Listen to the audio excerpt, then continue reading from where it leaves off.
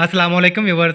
हज़रत आयशा रज़ी अल्लाह ताला अन्हा नबी सल्लल्लाहु अलैहि वसल्लम से बयान करती हैं, आप सल्लल्लाहु अलैहि वसल्लम ने फरमाया, 3 बातें ऐसी हैं जिन पर मैं कसम खाता हूँ, अल्लाह ताला उस शख्स को जिसका इस्लाम में कोई हिस्सा है उस आदमी की तरह नहीं बनाएगा जिसका इस्लाम में कोई हिस्सा नहीं। और इस्लाम के 3 हिस्से हैं, रोज़ा, नमाज और सदका।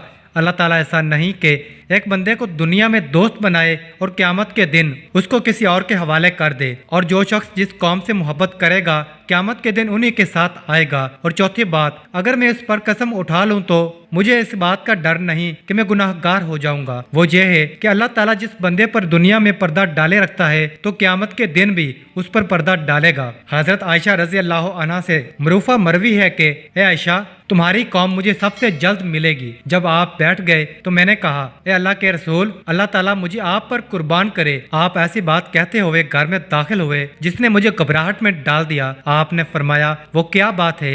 हज़रत आयशा रज़ी अल्लाह ताला अन्हा कहा, आपका ख्याल है कि मेरी कौम आपकी उम्मत में सबसे पहले आपसे मिलेगी? आपने फरमाया, हाँ। हज़रत आयशा रज़ी अल्लाह ताला अन्हा कहा, यह किस वजह से? आप सल्लल्लाहु अलैहि वसल्लम ने फरमाया, ख्वाहिशात उन्हें शीरी महसूस होंगी और उनकी उम्मत के लोग उन पर हसद करेंगे।